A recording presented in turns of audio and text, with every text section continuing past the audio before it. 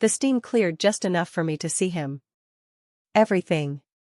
My hand was still frozen on the glass door I'd mistakenly opened, my brain completely malfunctioning as I stared at the most sculptured male physique I'd ever encountered, standing there completely exposed in his private spa room.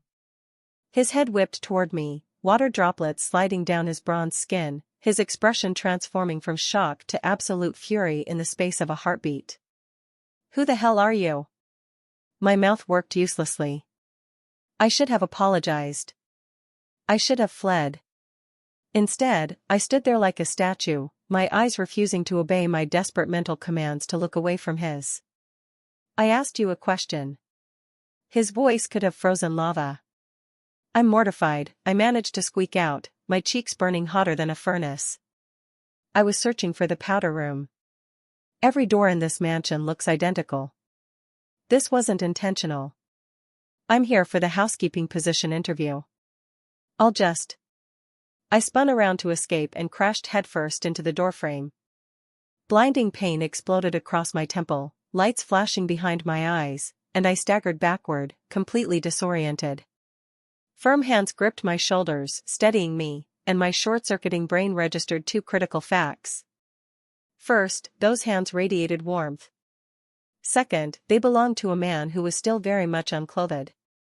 "Stay still," he commanded, tilting my chin up to examine my injury. "You're bleeding." "I'm perfectly fine," I protested, attempting to pull away while desperately trying not to let my gaze drift downward. I failed miserably, and my face temperature reached nuclear levels. "Oh my God, I need to exit immediately. I'm terribly sorry. Please erase this from your memory." "How can I erase it when you've been staring at my anatomy for the past 45 seconds, he asked, his tone hovering somewhere between irritation and amusement. I absolutely was not staring, I lied catastrophically, finally wrenching myself free and bolting toward the exit. "I'm leaving. Farewell. Apologies about your towel situation." I sprinted down the corridor, my heart attempting to hammer through my ribcage, my face burning with humiliation, and sweet heaven, I'd just seen my prospective employer in his birthday suit. I was terminated before even being employed. Welcome to Floxy's Shifter Romance Tales. Before we dive in, I'd love your support. Can we hit 200 likes on this story? Also, subscribe, drop a comment and tell me where you're listening from. Your engagement means everything to me. The mansion's reception hall contained 12 other candidates from the employment agency, all dressed in immaculate uniforms, all projecting infinitely more professionalism than I possessed at that moment. "Where have you been, Miss Chen?" the strict agency supervisor hissed. "Mr. Blackwell will arrive momentarily to select his hire."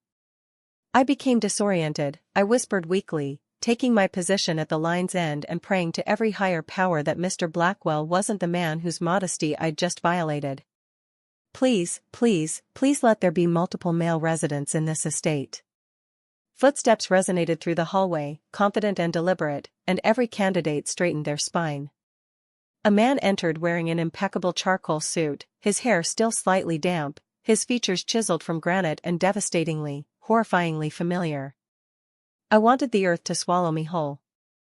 Mr. Blackwell's eyes swept across the line of candidates, his expression cold and calculating, then froze completely when they reached me at the end.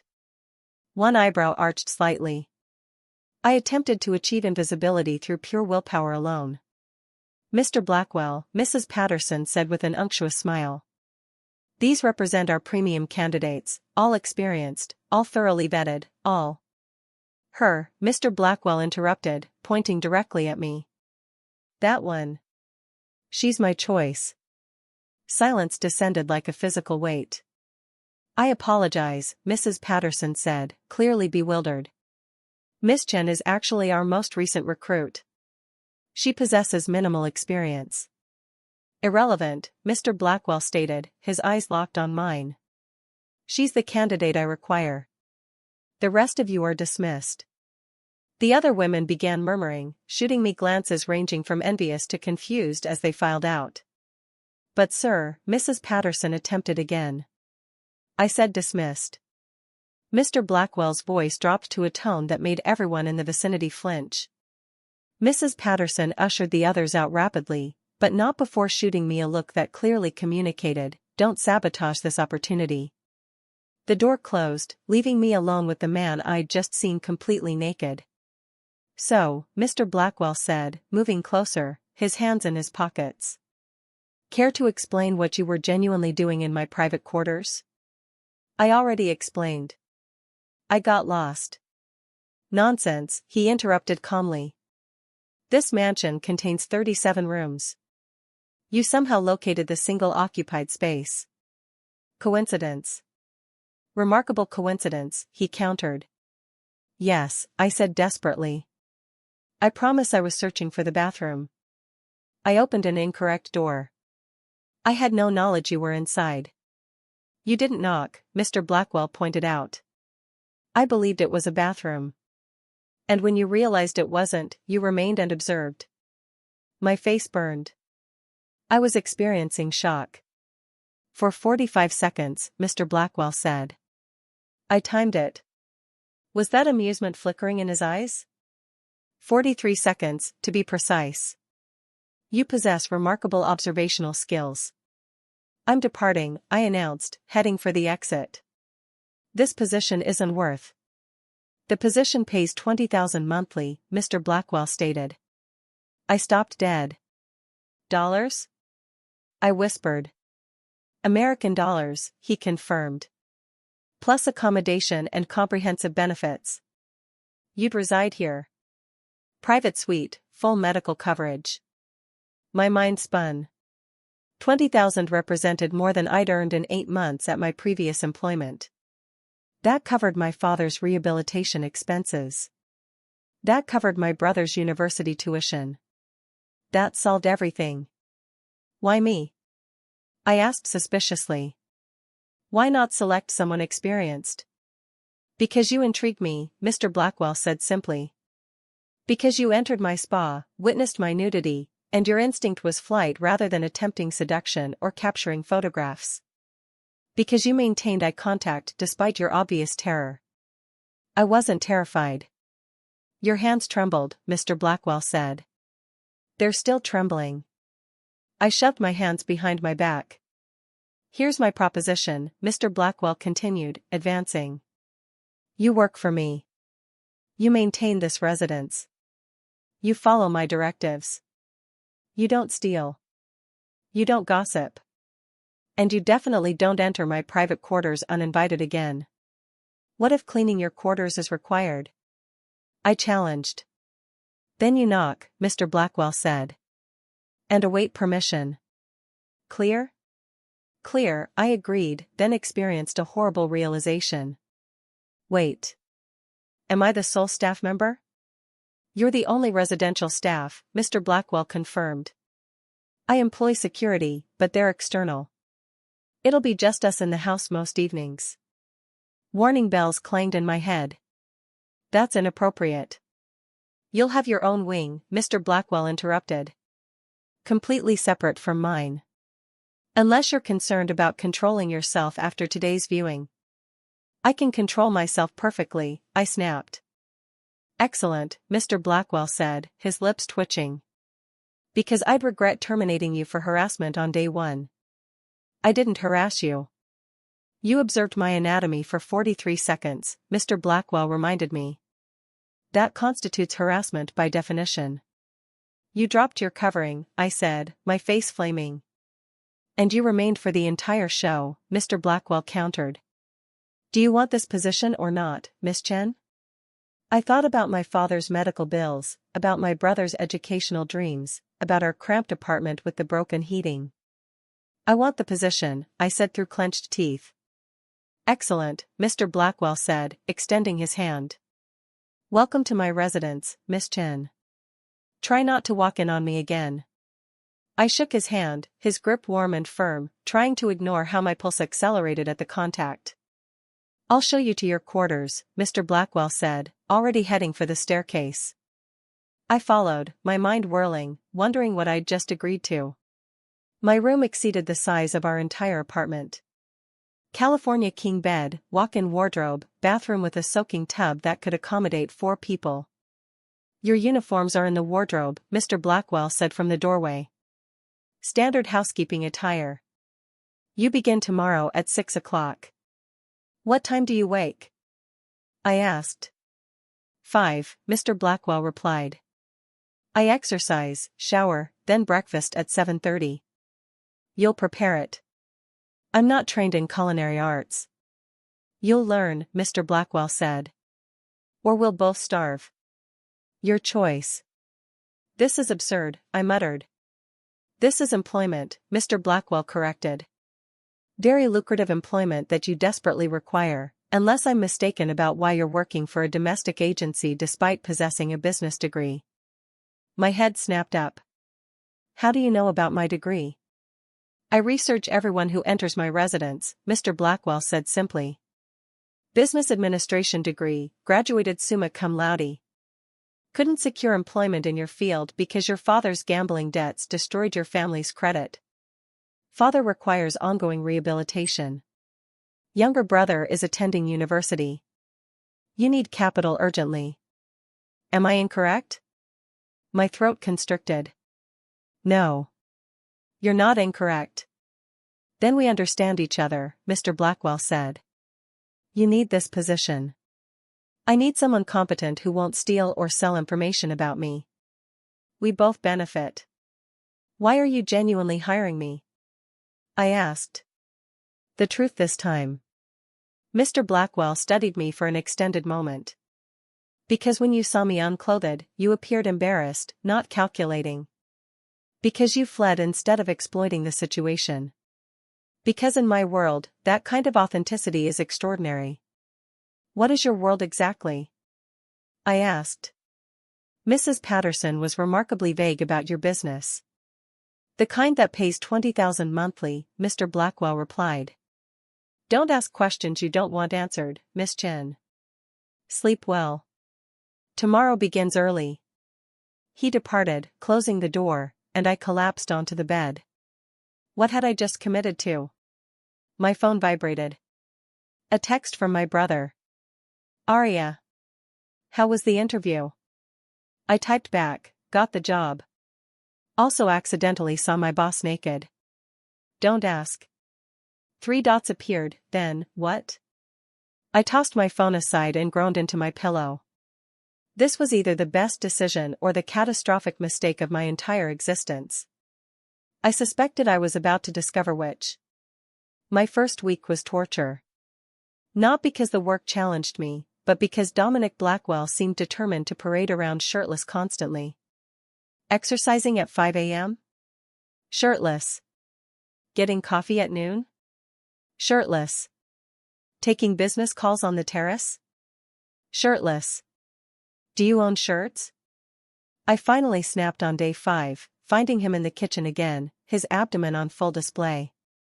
Many, Dominic replied, pouring coffee. I simply don't see the necessity of wearing them in my own residence. The necessity is basic decency. You've already seen everything, Dominic interrupted, his eyes gleaming. Why does it still bother you? I'm not bothered. You're blushing, Dominic observed. You blush every time you see me without a shirt. It's fascinating. I do not. My phone rang, saving me. I answered without checking the caller. Aria. Finally.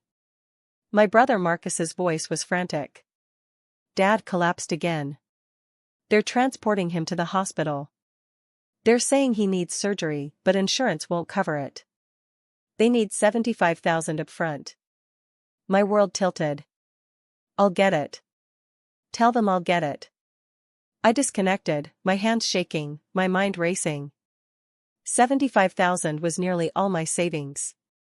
I could request an advance, but I'd only worked 5 days. What happened? Dominic's voice was sharp, all amusement vanished. Nothing. I need to make a call. Your father, Dominic said. The rehabilitation. He collapsed. My head snapped up. How did you? Your expression, Dominic said simply. How much do you need? I don't need your money. How much? Dominic repeated, already retrieving his phone. $75,000, I admitted quietly. But I can't borrow from you. I barely know you. It's not a loan, Dominic said, typing. It's an advance on your salary. You'll work it off. That's almost 4 months of salary. Then you'll work 4 months, Dominic said. Done. The money's in your account. My phone buzzed with a bank alert. $75,000. Just like that. My eyes burned with tears I refused to release. Thank you, I whispered. I'll repay you. I promise. I know you will, Dominic said, his voice softer than I'd ever heard it. Go. Take the day off. But the house? We'll survive 1 day without cleaning, Dominic interrupted. Go, Aria. I went, my heart doing something complicated in my chest. When I returned that evening, exhausted and emotionally depleted, the house was dark except for lights emanating from Dominic's study. I should retire. I should leave him alone. Instead, I found myself knocking on his study door. Enter, his voice called. Dominic sat behind his massive desk, paperwork scattered everywhere, looking exhausted in a way I'd never witnessed. How's your father? He asked immediately. Stable, I said. The surgery was successful. Thank you for the money. For everything. You don't need to thank me, Dominic said. You work for me. I take care of what's mine. The possessive way he said mine made something flutter in my stomach. You look exhausted, I observed. Have you eaten? I'll eat later. You'll eat now, I interrupted, surprising myself. I'll prepare something. I left before he could argue, heading to the kitchen. 20 minutes later, I brought him fried rice and spring rolls, setting them on his desk. Dominic stared at the food, then at me. You made Chinese food. I'm Chinese, I said. Obviously I made Chinese food. I meant, Dominic stopped, something vulnerable flickering across his face. Thank you. He ate in silence while I organized his study, sorting the chaos on his desk. You don't have to do that, Dominic said. You paid for my father's surgery, I replied. I can organize your paperwork. We fell into comfortable silence, and I felt the dynamic between us shifting into something I couldn't quite identify. 3 days later, everything changed. Ed. I was cleaning the living room when the front door burst open and a woman entered like she owned the establishment. Tall, stunning, British, wearing a designer dress that probably cost more than my annual salary. Where is he? The woman demanded in clipped English. I'm sorry. Who? Dominic, the woman shouted, ignoring me completely. Dominic, we need to talk. Dominic appeared at the staircase top, his expression going glacial when he saw the woman. Victoria, what are you doing here? What am I doing here? Victoria's voice went shrill. You've been ignoring my calls for 10 days. Our engagement celebration is in 8 weeks, and you won't even discuss the arrangements. My world tilted. Engagement celebration. Dominic was engaged. We'll discuss this privately, Dominic said, his eyes flicking to me briefly before returning to Victoria. Why? Because of the help? Victoria's gaze raked over me with disdain. She doesn't matter. She's nobody. Watch your mouth, Dominic said, his voice dropping to that dangerous tone. Oh, please. Victoria laughed. Don't tell me you actually care about the maid's feelings. That's almost adorable. She walked past me like I was furniture, heading upstairs with Dominic. I stood frozen, my chest tight, my mind spinning. He was engaged. Of course he was engaged. Men like Dominic Blackwell didn't remain single. They had beautiful fiancés who entered like they owned the place because they practically did. I returned to cleaning, trying to ignore the raised voices from upstairs, trying not to care. Failing spectacularly. That night, I was in my room when I heard a crash from downstairs. I grabbed my phone, ready to call security, then heard a familiar voice cursing in what sounded like French. Dominic. I found him in the living room, clearly intoxicated, having knocked over a lamp. Mr. Blackwell, I approached carefully. Are you okay? I'm splendid, Dominic slurred, attempting to stand and failing. Absolutely splendid. Just celebrated my impending nuptials with a bottle of scotch. Or 3. Mathematics is challenging. I'd never seen him anything but completely controlled. This was unsettling. Let me help you to bed, I said, moving to support his weight. Dominic was heavy and uncoordinated, leaning on me as we stumbled toward the stairs. You're strong, he observed. Small but strong. Like an angry kitten. I'm not a kitten, I said, struggling under his weight. You are, Dominic insisted. Tiny and fierce, and you make these little angry sounds when you're annoyed. It's adorable. We made it to his bedroom, and I tried not to remember the last time I'd been in this room. I deposited him on the bed, and he immediately grabbed my wrist, pulling me down to sit beside him. Don't marry her, I found myself saying. Dominic laughed bitterly. Not my choice. Family arrangement. Business merger. Very practical. Very British aristocracy. Very suffocating. Then refuse, I said. Can't, Dominic said, his eyes closing. My family's corporation depends on it. Her family's political connections. It's all very complicated and strategic, and I despise every second of it. Does she love you? I asked. God, yes, Dominic said. She loves me desperately. Unfortunately, this is entirely transactional for me. That's horrible, I whispered. That's reality, Dominic corrected. Then his eyes opened, focusing on me with startling intensity despite the alcohol. You know what's horrible?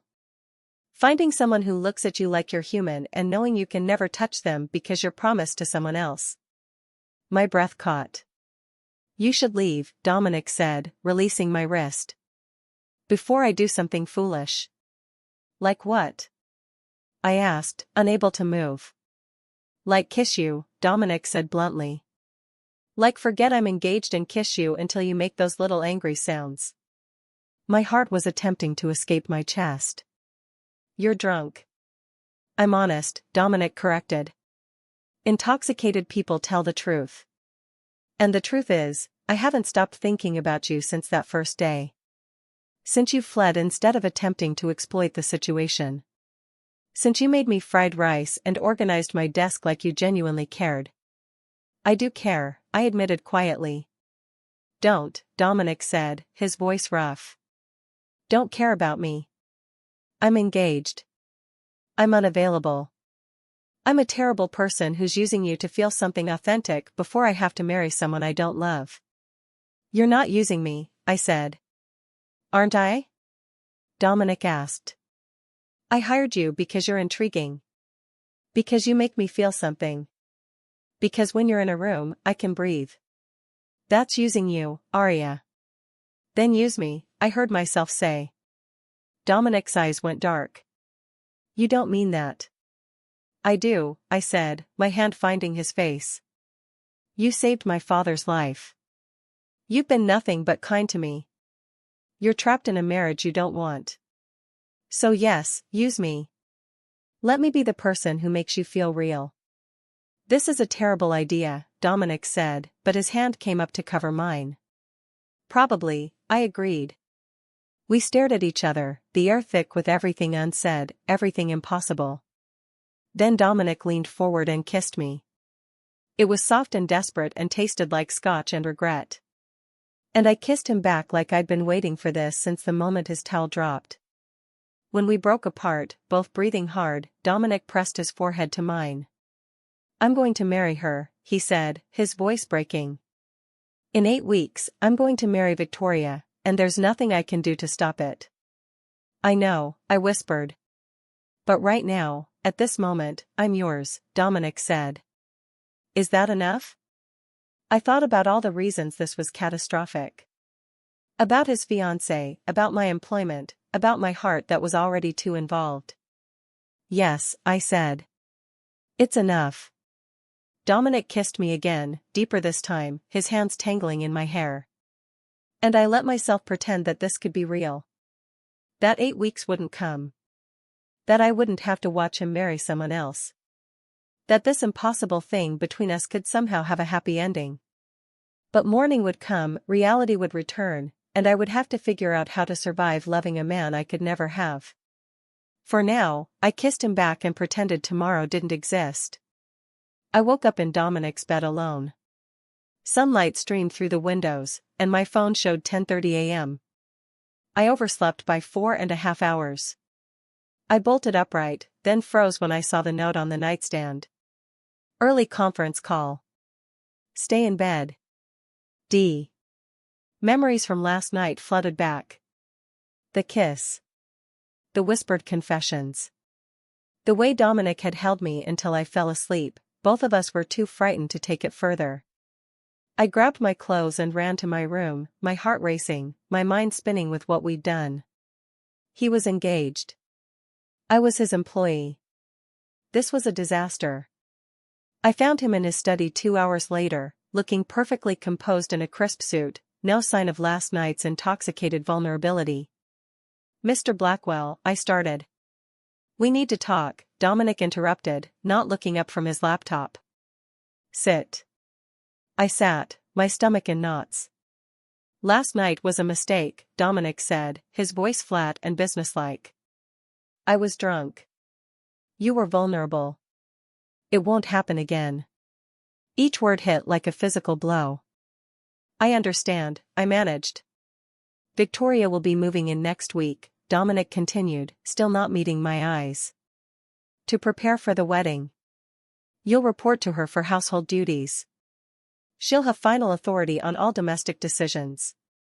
You're making her my supervisor, I said, my voice hollow.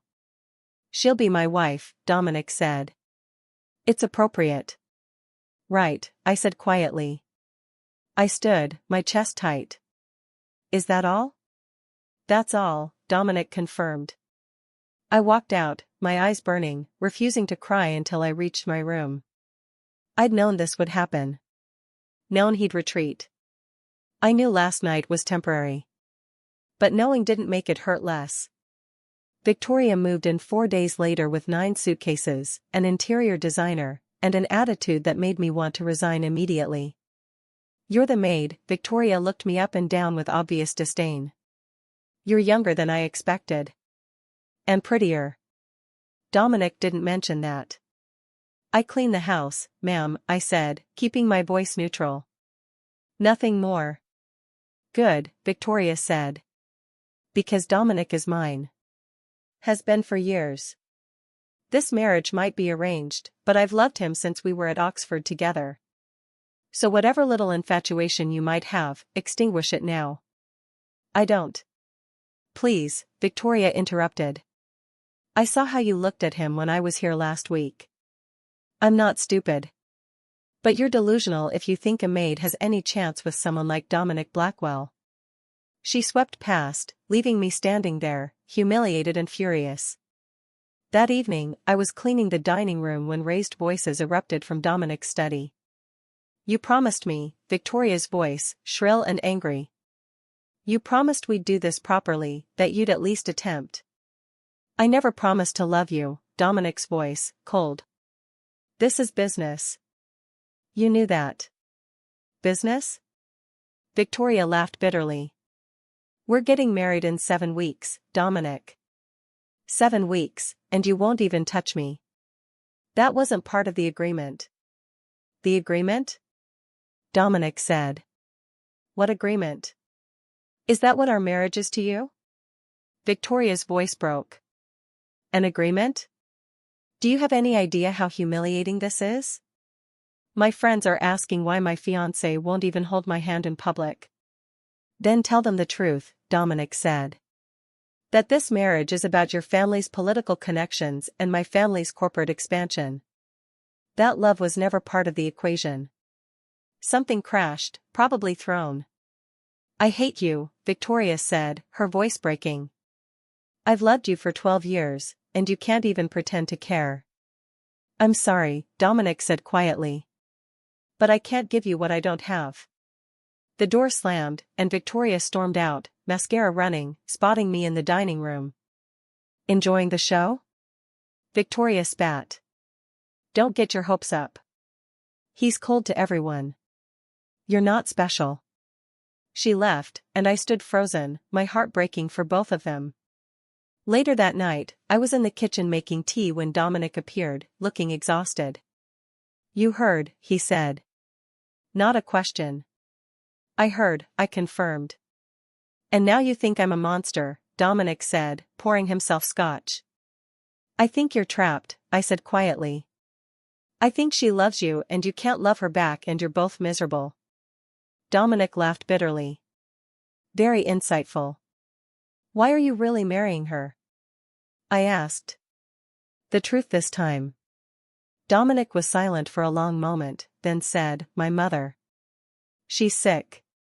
Pancreatic cancer. She has maybe 8 months.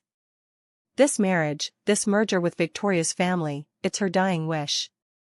The only thing she's ever asked of me. My chest tightened. Dominic. So yes, I'm trapped, Dominic continued.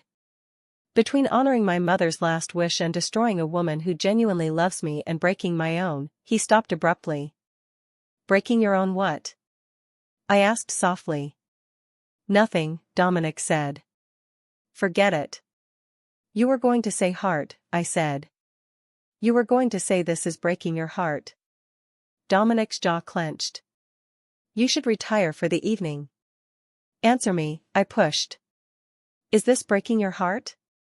Yes, Dominic exploded, slamming his glass down. Yes, it's breaking my heart. Marrying someone I don't love while the person I actually want is standing in my kitchen making tea like she doesn't know she's destroying me.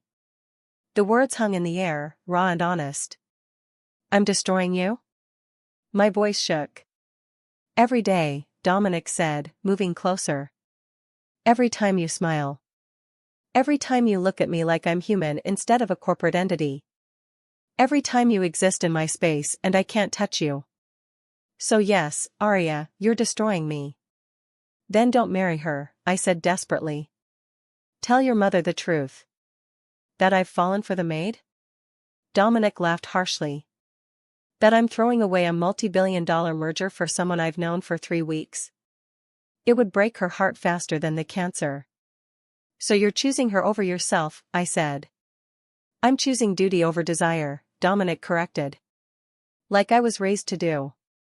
That's not living, I said. That's surviving. Welcome to my world, Dominic replied. They stared at each other, everything impossible between them. I should resign, I said finally. This is too difficult. You can't, Dominic said immediately. Your father's surgery. You still owe me 4 months of work. So I'm trapped too, I realized. We're both trapped, Dominic agreed. Just in different cages. The next morning, everything deteriorated. I was serving breakfast when an older woman entered. Distinguished, elegant, clearly from old money. Mother, Dominic stood immediately, his entire demeanor changing. I didn't know you were coming. Surprise visit, Mrs. Blackwell said, her eyes sharp and assessing. Victoria called me. Said you were being difficult about wedding preparations. We're handling it. Are you? Mrs. Blackwell's gaze landed on me. Who's this? The new housekeeper, Dominic said quickly. Aria, this is my mother. Ma'am, I bowed slightly. Mrs. Blackwell studied me for a long, uncomfortable moment. Pretty. Victoria mentioned you were pretty. Said Dominic hired you himself instead of using the agency's recommendations. She was the most qualified, Dominic started. I'm sure, Mrs. Blackwell interrupted, her tone making clear she believed nothing of the sort. Aria, leave us. I fled to the kitchen, but could hear their voices clearly. Are you sleeping with the maid? Mrs. Blackwell's voice, blunt. No, Dominic said firmly. But you want to, Mrs. Blackwell said. I can see it. The way you looked at her. The way she looked at you. Mother. I'm dying, Dominic, Mrs. Blackwell interrupted. 8 months if I'm fortunate. And I need to know my son, my corporation, my legacy is secure. This marriage to Victoria's family ensures that. So whatever you feel for that girl, end it. Now. There's nothing to end. Don't lie to me, Mrs. Blackwell said. I know you. You've never looked at Victoria the way you just looked at that maid. So I'm telling you now, as your mother and as the woman who built everything you have, end it. Terminate her if necessary. But don't you dare destroy everything I built for a girl you've known for 3 weeks. Silence. Yes, Mother, Dominic said finally, his voice dead. Good, Mrs. Blackwell said. I'll see you at the engagement celebration next week. With Victoria, smiling like a man in love. The front door closed. I stood in the kitchen, my world crumbling, knowing I'd just heard my own termination. That evening, Dominic found me packing. What are you doing? He asked from my doorway. Saving you the trouble of firing me, I said, not looking at him. Your mother's right. I'm a complication you don't need. Aria. Don't, I interrupted, my voice breaking. Don't make this harder than it already is. You need to marry Victoria. Your mother needs you to. I'm just the maid who was stupid enough to fall for her boss in 3 weeks. You fell for me? Dominic's voice was rough. Obviously, I said, finally turning to face him. I fell for the man who paid for my father's surgery. Who makes terrible jokes when he's drunk? Who looks at me like I'm real? But it doesn't matter because you're engaged and your mother's dying and I'm nobody. You're not nobody, Dominic said fiercely, crossing the room. You're everything. You're the only authentic thing in my manufactured life. You're the only person who sees me instead of my wealth or my name or my connections. But I'm still leaving, I said, tears streaming now. You can't, Dominic said desperately. Aria, please. Let me go, Dominic, I said softly. Let me leave before this destroys us both. Dominic stared at me, something breaking in his eyes. What if I can't? You have to, I said. You have no choice. There's always a choice. Not for you, I interrupted. Not with your mother dying. Not with a multi-billion-dollar merger. Not with Victoria waiting downstairs for you to pretend to love her. So that's it? Dominic asked. You're just going to walk away? What else can I do? I asked. Stay here and watch you marry someone else. Be your secret while you play happy husband? Break my heart every single day? No, Dominic said quietly. I wouldn't ask that of you. Then let me go, I repeated. We stood there, everything impossible between us. Everything said and nothing resolved. Then Victoria's voice called from downstairs. Dominic, dinner's ready. The moment shattered. Leave in the morning, Dominic said finally. I'll arrange transportation. Thank you, I whispered. Dominic started to leave, then stopped in the doorway. For what it's worth, if circumstances were different, if I was free, I'd choose you. Every time. Without hesitation. But circumstances aren't different, I said. No, Dominic agreed. They're not. He left, and I collapsed on my bed, sobbing into my pillow. I'd known this was coming. I knew it would end badly. I knew I was playing with fire. But knowing didn't make losing him hurt any less. Tomorrow I'll leave. Tomorrow I'd return to my real life. Tomorrow I'd start forgetting Dominic Blackwell. But tonight, I let myself cry for the impossible love story that never got to finish. For the man I couldn't have. For the happily ever after that wasn't meant for people like me. My alarm sounded at 5 a.m., my last morning in this house. I'd barely slept, my eyes swollen from crying, my suitcase packed and waiting by the door like a death sentence. I should feel relieved, escaping before things deteriorated further. Before I fell deeper for a man I could never have. Instead, I felt like my heart was being extracted. I showered, dressed in my regular clothes instead of the uniform, and stood at my door for a long moment, steeling myself for goodbye. The house was quiet. Dominic was probably exercising, his usual 5 a.m. routine. Victoria was definitely still sleeping. I could slip out without seeing either of them. Clean break, no drama. My feet carried me to the gym anyway. Dominic was on the treadmill, shirtless and sweating, earbuds in, completely focused. He looked exhausted, dark circles under his eyes, like he hadn't slept either. I stood in the doorway, drinking in the sight of him one last time, memorizing every detail. As if sensing me, Dominic looked up. Our eyes met through the glass door. He stopped the treadmill immediately, pulling out his earbuds, his chest heaving. We stared at each other, everything unsaid hanging between us. Dominic opened his mouth to speak, but I shook my head and walked away before I could do something foolish like beg him to ask me to stay. I was loading my suitcase into the taxi when Dominic appeared, still in his workout clothes. "You're really leaving," he said, his voice rough. "You told me to," I replied, not looking at him. "I told you that you could leave," Dominic corrected. "I didn't tell you I wanted you to." "It's the same thing," I said, finally meeting his eyes. "You're engaged. Your mother's dying. I don't belong here." "You belong," Dominic started, then stopped, his jaw clenching. "I transferred the full 4 months' salary to your account, plus a bonus for everything you've done." "I don't want your money," I said. "Take it anyway," Dominic said. "For your father. For your brother. For you." The taxi driver cleared his throat. "Miss, we should go. Traffic." "Wait," Dominic said suddenly, his hand on the taxi door, keeping it from closing. "Just wait." "Dominic, don't make this harder." "I need to say something," Dominic interrupted, his eyes intense. "I need you to know that these 3 weeks with you have been the happiest I've been in years. That you made me remember what it feels like to be human. That if circumstances were different, if I was free, I would choose you every single day. Forever." My eyes burned with tears. "But you're not free." "No," Dominic agreed, his voice breaking. "I'm not." "Then let me go," I whispered.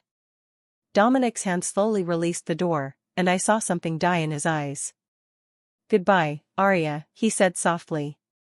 "Goodbye, Dominic," I managed. "Please go now." The taxi pulled away, and I watched through the rear window as Dominic stood in the driveway, watching me leave, looking more broken than I'd ever seen him. The taxi had barely reached the gate when I heard shouting behind us. "Stop the car!" A woman's voice, panicked. Victoria was running after us in her nightgown, waving frantically. "Stop," she screamed again. The driver stopped, confused, and Victoria reached my window, breathing hard. "You need to come back," Victoria gasped. "It's Dominic." He collapsed. "He's not responding." My blood turned to ice. "What?" "After you left, he grabbed his chest and collapsed," Victoria said, tears streaming down her face. "I called an ambulance, but he's not waking up, and I don't know what to do." I was out of the taxi and running before Victoria finished speaking. I found Dominic on the living room floor, his face pale, his breathing shallow, unconscious. "Dominic." I dropped to my knees beside him, my hands finding his face. "Dominic, can you hear me?" No response. "How long has he been like this?" I demanded. 3 minutes, maybe 4, Victoria said, her voice shaking. "What's happening to him?" I checked his pulse. Steady but weak. Then I noticed the pill bottle on the floor nearby. "Does he have a heart condition?" I asked, grabbing the bottle. "Blood pressure medication." "I don't know," Victoria said. "We're engaged, but he doesn't tell me anything." The ambulance sirens wailed outside. Paramedics rushed in, pushing me aside, checking Dominic's vitals, asking rapid questions I couldn't answer. Is he diabetic? Any allergies? Current medications? Blood pressure medication, I said, showing them the bottle. I don't know what else. They loaded Dominic onto a stretcher, still unconscious, and my heart stopped beating. I'm coming with him, I said, following them. Family only, one paramedic said. I'm his fiancée, Victoria said quickly, then looked at me. You should come too. He'd want you there.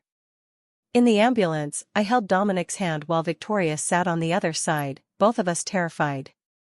He's been stressed, Victoria said quietly. The wedding. His mother's illness. He hasn't been sleeping. I heard him pacing all night. Why didn't you check on him? I asked. Because he doesn't want me to, Victoria said, her voice breaking. He doesn't want anything from me. He wants you. I looked at her, shocked. I'm not blind, Victoria continued. I see how he looks at you. How he lights up when you enter a room. How he's been dying inside since his mother ordered him to let you go. Victoria. I love him, Victoria interrupted, tears falling. I've loved him since we were 18. But he doesn't love me. He loves you. And I hate you for it, but I also understand because you make him happy. You make him real. I've never been able to do that. The ambulance pulled into the hospital, ending our conversation. 3 hours later, Dominic woke up in a hospital bed, monitors beeping, four in his arm. I was asleep in the chair beside his bed, my hand still holding his, my face tear-stained. Aria. Dominic's voice came out rough, hoarse. My eyes flew open immediately. You're awake. Oh God, you're awake. What happened? Dominic asked. You collapsed, I said, fresh tears falling. Your blood pressure spiked. The doctor said it was stress and exhaustion, and you haven't been taking your medication properly. Where's Victoria? Dominic asked. Getting coffee, I said. She's been here the whole time. She's worried sick.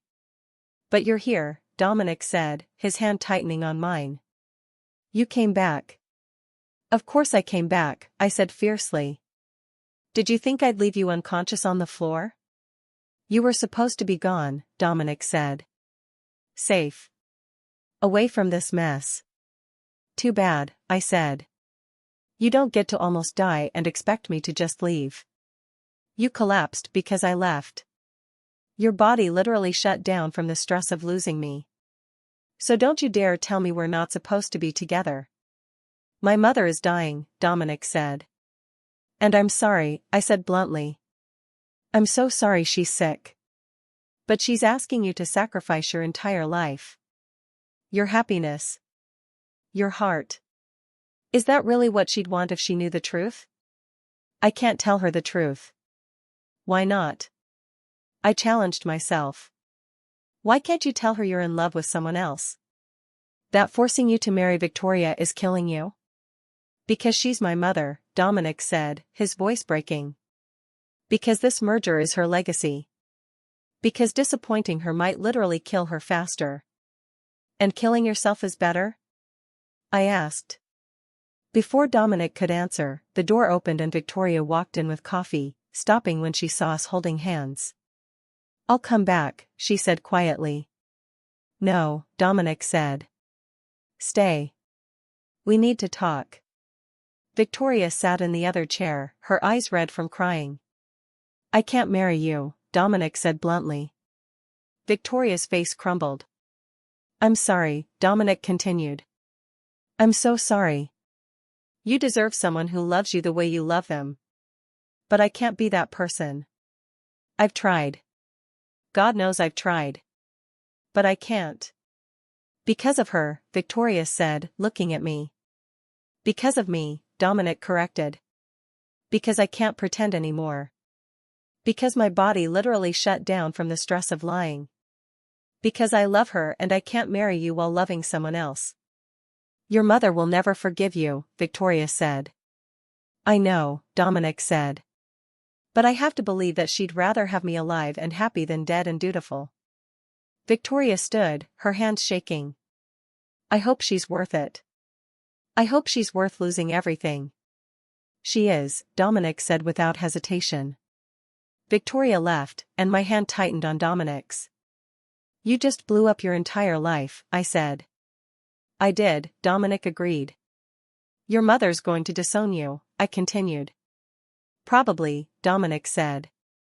The merger will fall apart, I added. Almost certainly, Dominic confirmed. And you're okay with that? I asked. No, Dominic admitted. I'm terrified. But I'm more terrified of living without you. I climbed onto the hospital bed beside him, careful of his and pressed my forehead to his. I love you, I whispered. I'm terrified too. But I love you. I love you too, Dominic said, his arms coming around me. I'm sorry it took me collapsing to figure it out. You're such an idiot, I said, laughing through my tears. You're idiot, Dominic corrected. My idiot, I agreed. We kissed, soft and sweet and real. And for the first time in weeks, Dominic could breathe. What happens now? I asked when we broke apart. Now I tell my mother the truth, Dominic said. Now I face the consequences. Now I fight for us. We fight for us, I corrected. Together. Together, Dominic agreed. The door opened again, and this time, Mrs. Blackwell walked in, her expression thunderous. I heard you called off the engagement, she said coldly. I assume she's the reason. She is, Dominic said, not letting go of me. Mother, this is Aria, and I'm in love with her. Mrs. Blackwell's eyes moved between us, her jaw tight. You're throwing away everything for a maid you've known for 3 weeks. I'm choosing happiness over duty, Dominic corrected. For the first time in my life. I didn't raise you to be selfish, Mrs. Blackwell said. You raised me to be honest, Dominic countered. To have integrity. To keep my word. Well, I'm being honest now. I can't marry Victoria. I won't. Not even for you. Mrs. Blackwell was silent for a long moment, then said, if you do this, there will be consequences. The merger. The business. Everything. I know, Dominic said. And you're prepared to lose it all? Mrs. Blackwell asked. If it means keeping her? Dominic said, looking at me. Yes. Mrs. Blackwell studied us for another long moment. Then something in her expression softened slightly. Your father, she said quietly. Before he died, he told me something. He said that all the money in the world means nothing if you're alone. That I'd spend our whole marriage building an empire and forgetting to build a life with him. Dominic's breath caught. I didn't listen, Mrs. Blackwell continued. And when he was gone, I realized he was right. I'd wasted our time together. I'd chosen business over love, and I've regretted it every day since. Mother, Dominic started. Don't make my mistakes, Mrs. Blackwell interrupted. If this girl makes you happy, if she's worth dying for, then she's worth fighting for. Even if it costs you everything. You're not disowning me? Dominic asked, shocked. I'm disappointed, Mrs. Blackwell said. But I'm not stupid. I'd rather have a living son who's happy than a dead one who's obedient. She moved toward the door, then stopped. Miss Chen, I assume you'll be staying on as staff? No, ma'am, I said firmly. I'll be staying as Dominic's girlfriend. Equal, not employee. Mrs. Blackwell's lips twitched, almost a smile. Good. He needs someone who won't let him push them around. Welcome to the family, I suppose. She left, and Dominic and I stared at each other in shock. Did that just happen? I asked. I think so, Dominic said, laughing in disbelief. I think we just won. We still have to deal with Victoria's family, I pointed out.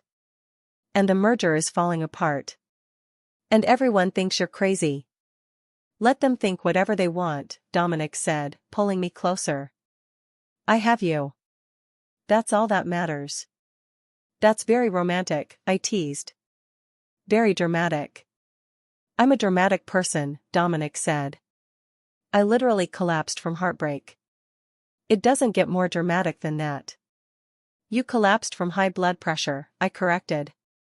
Heartbreak-induced high blood pressure, Dominic amended. Still counts. I kissed him again, deeper this time. And when we broke apart, both of us were smiling. 6 months later, I woke up to Dominic staring at me. That's creepy, I mumbled. You talk in your sleep, Dominic said. It's adorable. I do not.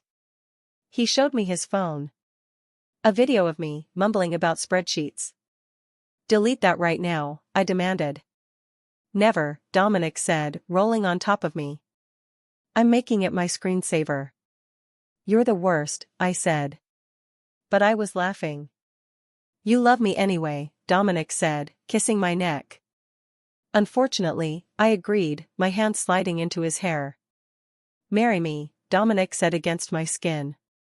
We've been dating for 6 months, I pointed out. So?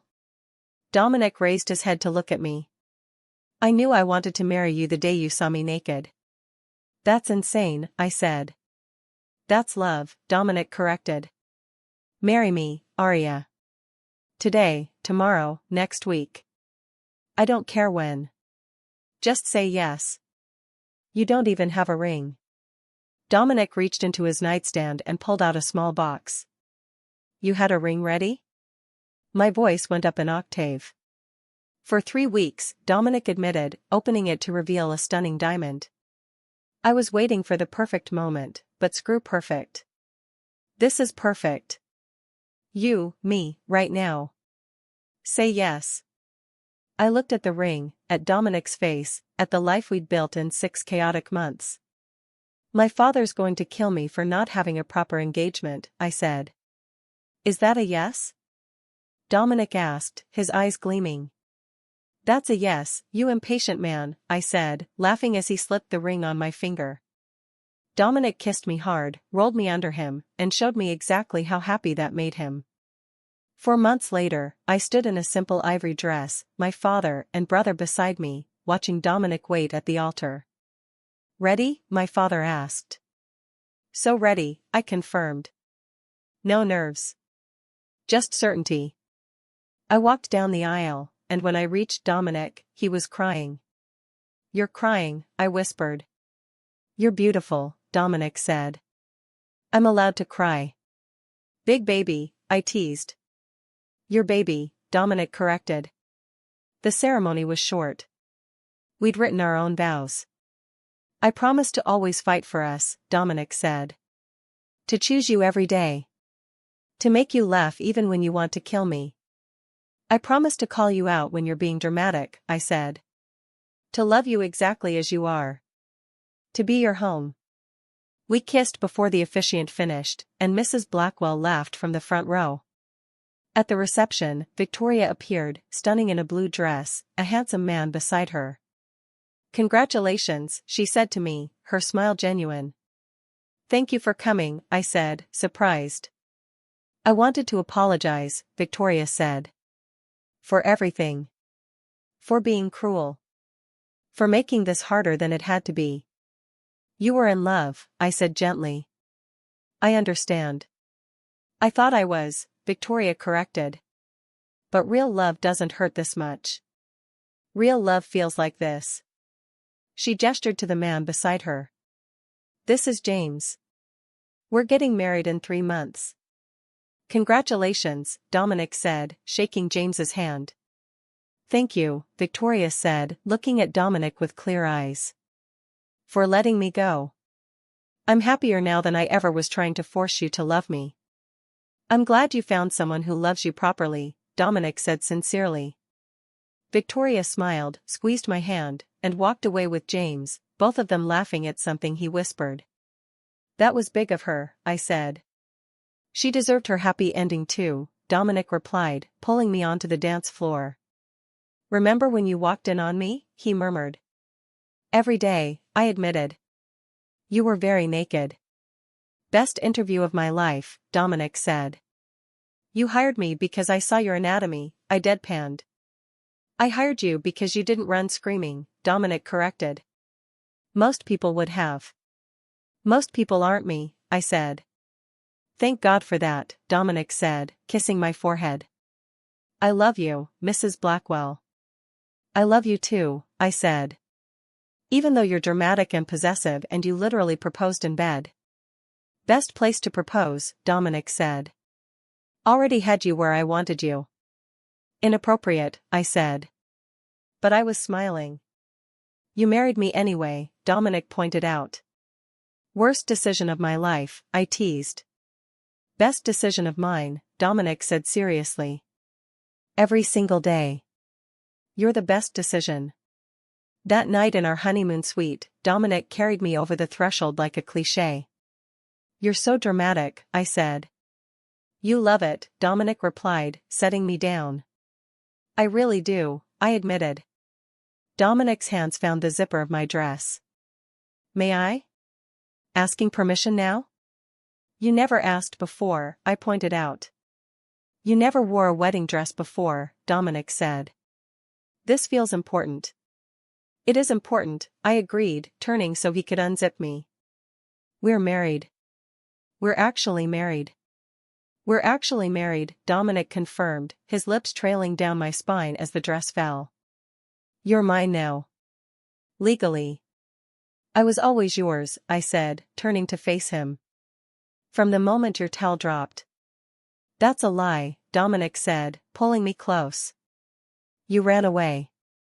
But I came back, I pointed out. You did, Dominic agreed, lifting me. And I'm never letting you go. Never? I asked, wrapping my legs around him. Never, Dominic confirmed, carrying me to the bed. You're stuck with me forever. Forever sounds perfect, I said. And as we tumbled together, laughing and kissing and completely in love, both of us knew we'd found something impossible. Something that started with embarrassment and ended with forever. Something real.